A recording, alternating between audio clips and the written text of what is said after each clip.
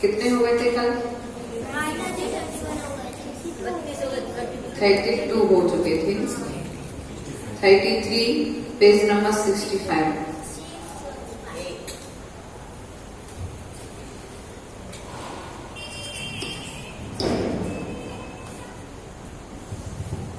ध्वस्तोर्ध्व ध्वस्तोर्ध्व case विकृता कृति मर्त्य मुंड प्रालंब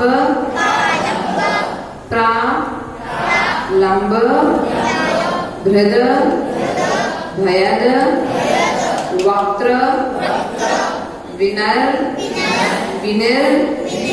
विनिर्य दंडिनी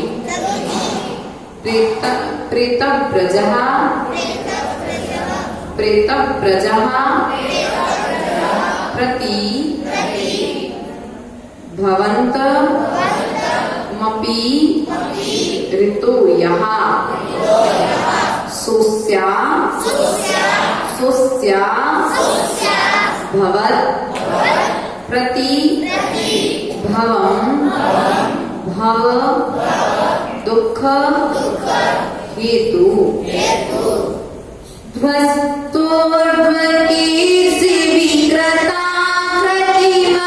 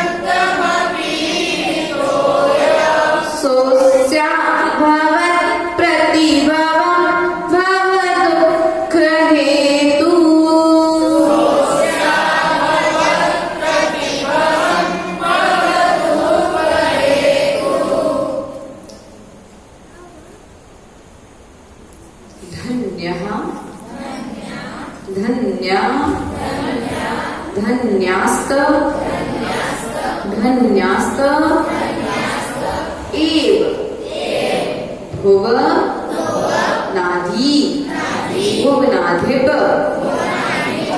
भुवनाधिप ये त्रिसंध्य माराध्यन्ति विधि वद विधु तान्य कृत्याः भक्त्योल लसत् पुलक प्रच्छमल देहदेशा पादद्वयम् तव विभो भुवि जन्म भाजः धन्यस्त एव भुवनाधिप ये त्रिसन्ध्य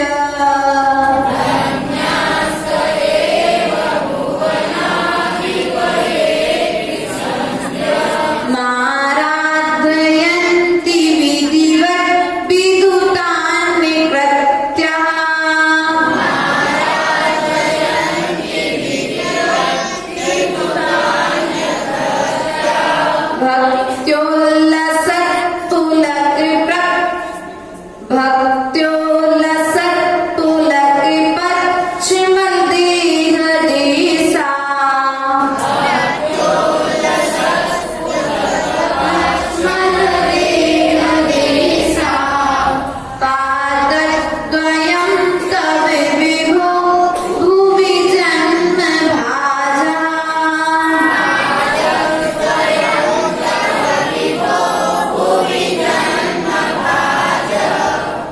सभी एक साथ उच्चारण करके सुनाएंगे।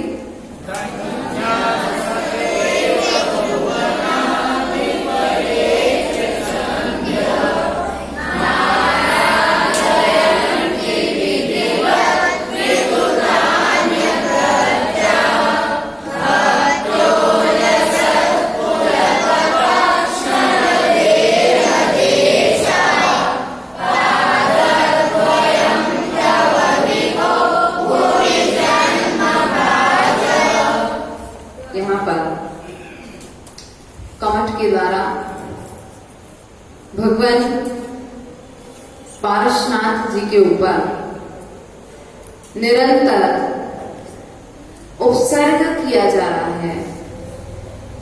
कल पहले धूल उड़ाई थी, उसके पश्चात जल की वर्षा की थी। आज आप कमठ ने कहा कि जब ये इतनी कड़कड़ाती हुई बिजली से नहीं डरे तो अब उसने व्यंतर आदि देवों के द्वारा विक्रिया रीति के द्वारा भयंकर रूप को धारण करने वाले भूत पिशाच आदि के लिए अर्थात व्यंतर आदि देवों के लिए भगवान के समक्ष भेजा। यदि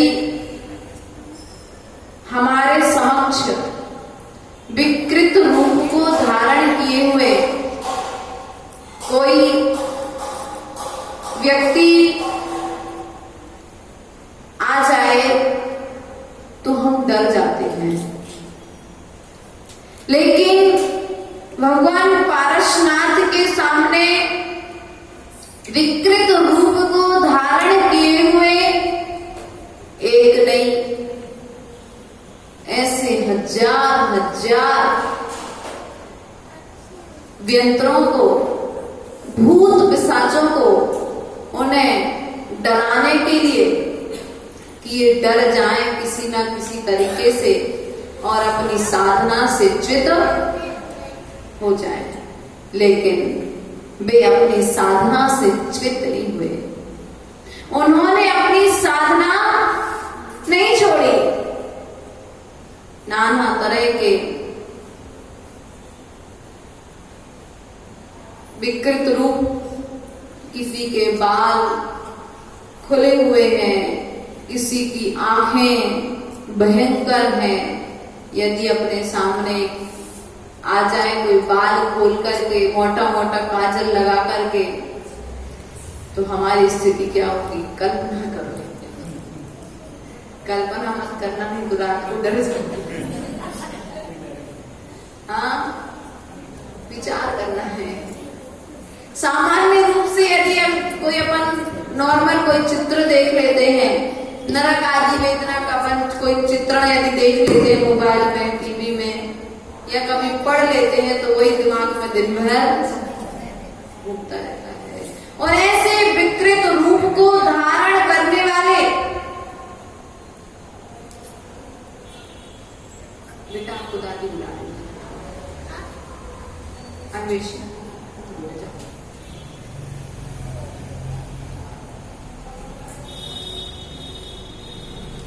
ऐसे विकृत विकृत एक नहीं अनेक रूपों को धारण करने वाले। कोई नरमुंडों की अर्थात माला पहने हुए है, किसी के हाथ पैर टेढ़े हैं, किसी के बाल फैले हुए हैं, किसी के दांत बाहर निकले हुए हैं, किसी की आंखें बहुत बड़ी बड़ी हैं। कोई नाना तरह से भगवान को डराने का जोर जोर से आवाज निकालता है। घर में अकेले हो और यदि कुत्ते की भी आवाज आ जाए तो डर लग जाता है। पता नहीं कौन है घर के। जिस घर में अनेक वर्षों से आप रह रहे हो, अकेले होने के कारण आप क्या हो गए? मात्र एक आवाज से आपके आपके सामने कोई दृश्य नहीं है, आप डर गए। लेकिन पार्श्वनाथ भगवान के सामने बहुत जोर जोर से आवाजें कर रहे हैं, नाना तरह की विकृत रूप को लिए हुए हैं, उन्हें डराने का प्रयास कर रहे हैं। उनकी क्षमता को प्रणाम है। कर्ण इंद्री विजय, चक्षु इंद्री विजय।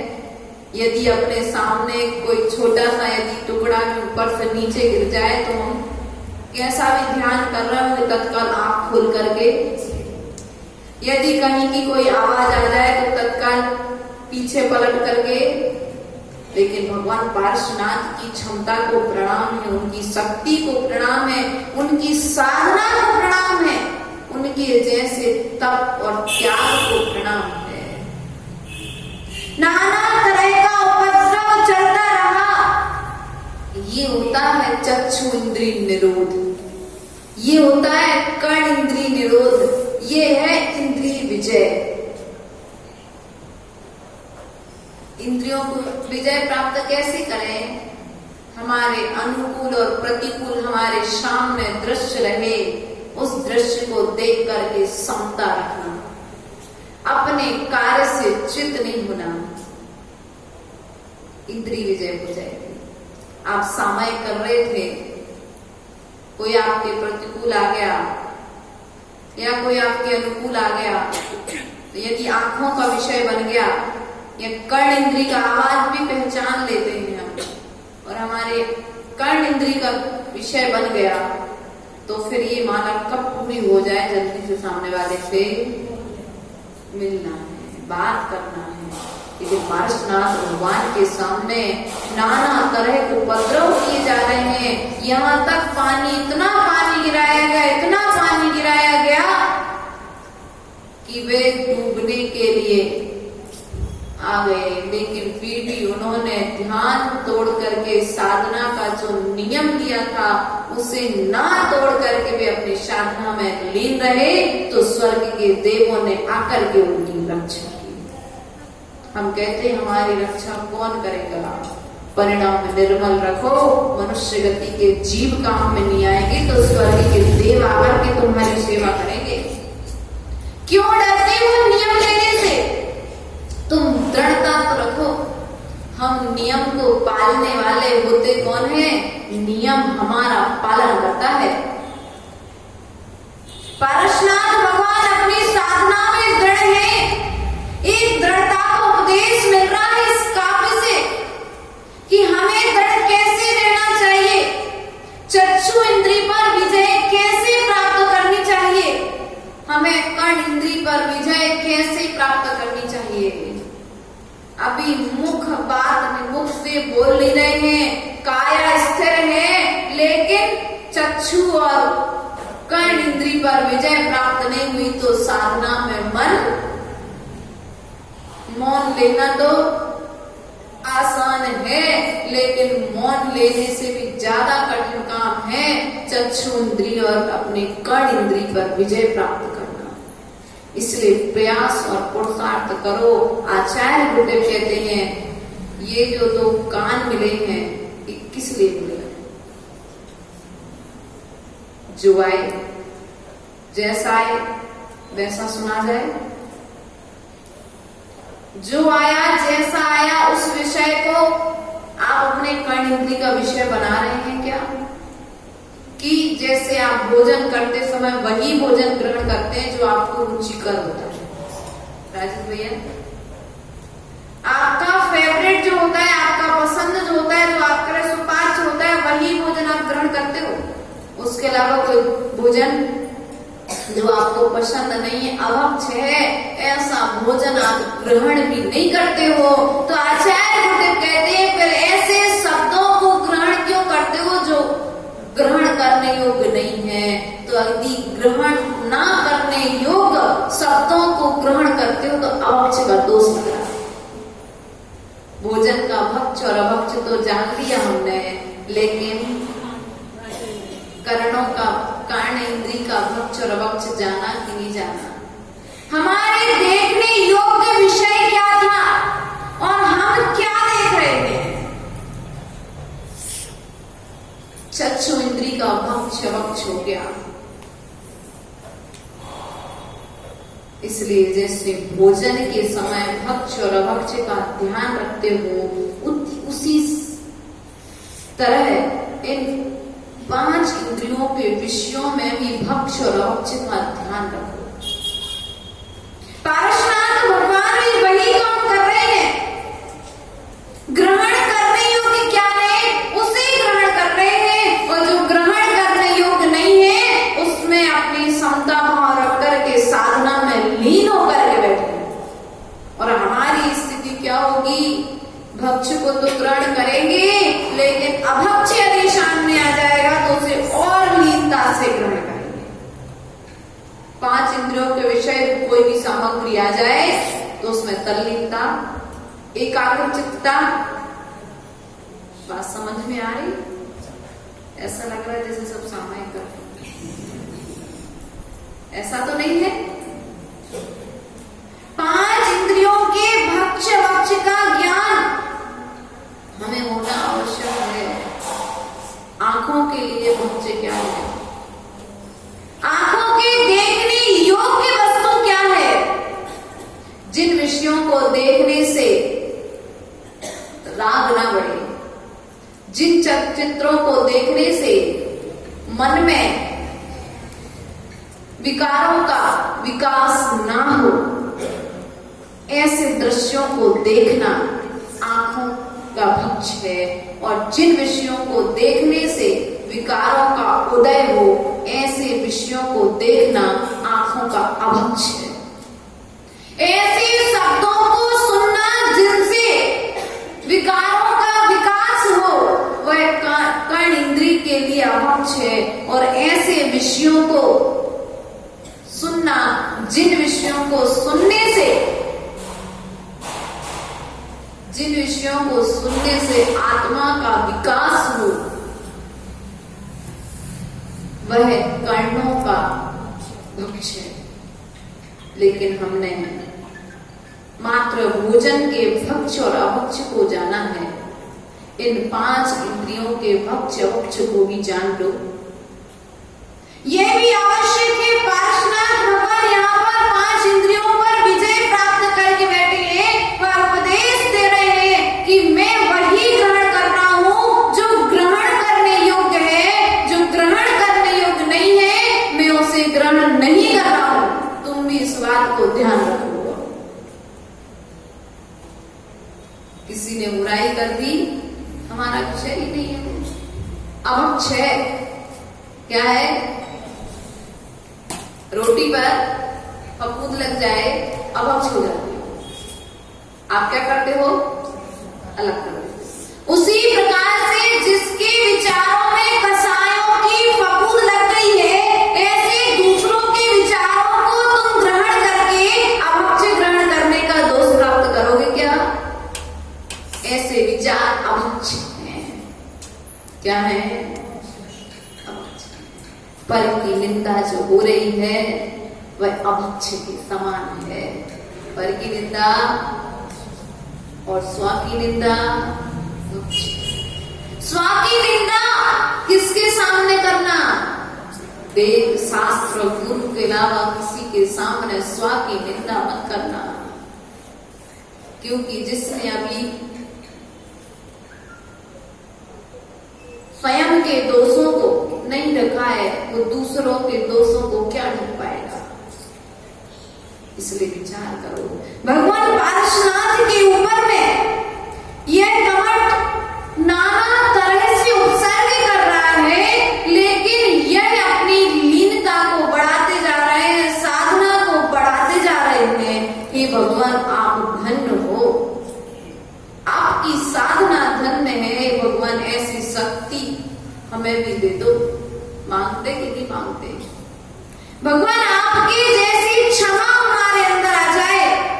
कि भगवान, आपके जैसी साधना हमारे अंदर आ जाए। लेकिन हमने साधना की, साधन मांगी है। साधनों के प्राप्त करने के लिए साधना चल रही है, तो किस काम की साधना? आचार्य भगवान कहते हैं, साधो आत्मा के लिए साधना हो जाएगा। हम किसको साधने में लगे हुए हैं? परिवार को। किसको साध रहे हैं? परिवार को साधने में लगे हुए। एक भी इधर उधर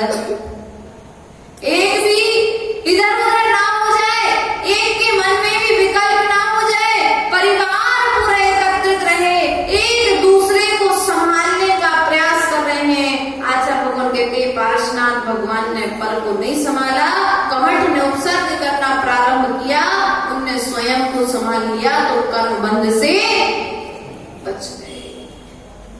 विचार करना है। यहाँ पर दूसरे काव्य में आचार्य भगवान क्या कहते हैं? हे भगवान धन्य है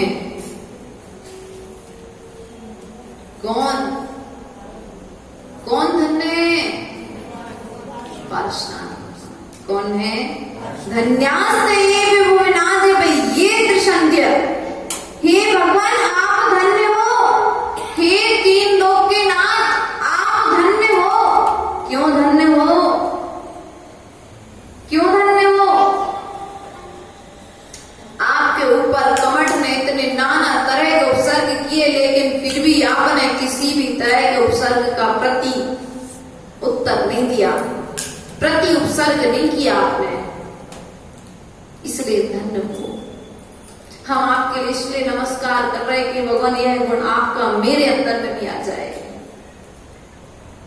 किसके अंदर में आ जाए?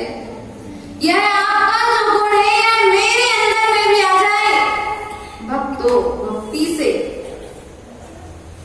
माराध्यन्ति। आचार्य लोग यहाँ पर क्या कहते हैं? चरण युगल की आराधना करते हैं। कौन? तीनों कालों में, तीनों संधि काल में आपके चरण कमल की आराधना करते हैं। कौन? देवगण। कौन करते हैं? देवगण आपके चरण कमलों की भक्ति पूर्वक।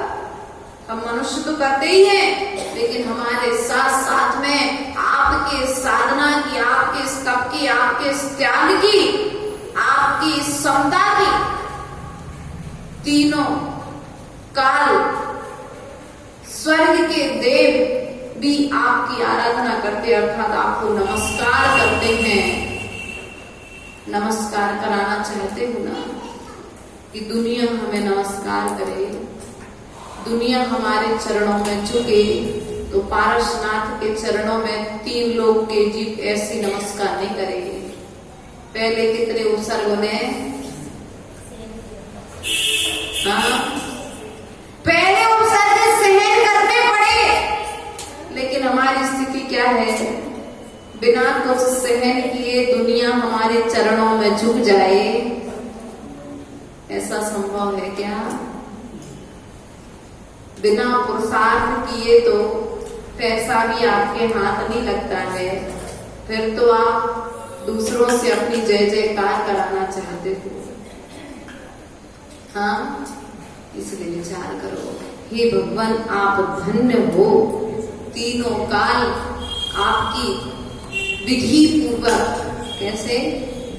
विधि पूर्वक स्वर्ग के देव अर्थात धरती लोक मनुष्य गति के देव, सुर असुर आदि सभी आपकी आराधना करते हैं, आपको नमस्कार करते हैं, आपकी वंदना करते हैं। और वंदना इसलिए करते हैं कि आपके गुण उनके अंदर में प्रकट। भगवान के लिए क्यों नमस्कार करते हो? एक तुम्हारा विनय गुण बना रहे, और दूसरा पूज्य पुरुषों के चरणों में नमस्कार करने से अपने स्वयं की गुण प्रकट होते हैं। क्या होते हैं? अपने गुण प्रकट होते हैं। इसलिए हम पूज्य पुरुषों के चरणों में क्या करते हैं? नमस्कार करते हैं। इसलिए विचार और चिंतन प्रतिपल करते रहें। भगवान की साधना को हम नमस्कार करते हैं और यही भावना भाते हैं, हे भगवान जैसी साधना आपने की वैसी साधना हम सब भी कर सके, और जिस अवस्था को आपने प्राप्त किया उस अवस्था को हम प्राप्त करके इस संसार सागर से छूट करके सिद्धालय में जाकर के विराजमान हो जाए। इसी भावना के साथ बोले पार्श्वनाथ भगवान की, महावीर भगवान की। काव्य का हिंदी उच्चारण कर लेंगे। भूति पिशाचों को भी जाता महाभयंकर रूप लिए, निकलती मुख से ज्वालाएं इधर उधर गोपाल किए, करे उपद्रव दौड़ दौड़ कर अति भीषण उपसर्गों से, अरे कंठ को बांध गई वे भव दुखों के कर्मों से। पार्श्वनाथ के चरण कमल में मंदिर में जाता हूँ, प्रभु के आराधन वंदन में मंदिर भी गाता हूँ। भूत पिशाचों व्यंतर को लेकर जंतर मंतर को, महाभयंकर रूपों को भेजा निकट कुरूपों को। नर मुंडों की मालाएं लंबी लंबी लटकाएं, निकले मुख से ज्वालाएं मानो विश्व निगल जाए। काले काले बालों से सर्पों जैसी चालों से, मानो अजगर लटक रहे, इधर उधर फन पटक रहे। खोटे खोटे कर्मों का, महाभयंकर मर्मों का, कपटासुर ने बंद किया, भवों को दुर्बंध किया। रचना कर मुनि कुमुद चंद्र की, शक्ति अर्थ मन लाता हूँ। अभिनंदन कर सद भक्तों को कंठाभरण बनाता हूँ। स्वामी जिन भक्त आपके निर्मल मन, तज करके रह जंजालों को करे चरण युग आराधन। रोम रोम रोमांचित होकर तीनों काल विधानों से, धन्य धन्य वे मनुज धरा पर भक्ति करे सुर गानों से। पार्श्वनाथ के चरण कमल को मन मंदिर में ध्याता हूँ, प्रभु के आराधन वंदन में मंदिर गीता गाता हूँ। धन्य धन्य वे धरती पर, धन्य धन्य वे जीवन भर, अखिल विश्व के वे प्राणी, आत्म विवेकी विज्ञानी। तज संकल्प विकल्पों को, झूठे भव के जल्पों को, चिंताओं जंजालों को, काम काज घर वालों को। रोम रोम रोमांचित हो, भक्ति भाव से संचित हो, तीनों काल विधानों से, आगम के सरधानों से। श्रद्धा पद पद अमलों की, जिन वर के पद कमलों की, करते आराधन वंदन, उनको मेरा अभिनंदन। रचना कर मुनि कुमुद चंद्र के, सत्य अर्थ मन लाता हूँ। तुमको कंठाभरण बनाता हूँ, कंठाभरण बनाता हूँ। देखो पूज्य पुरुषों के ऊपर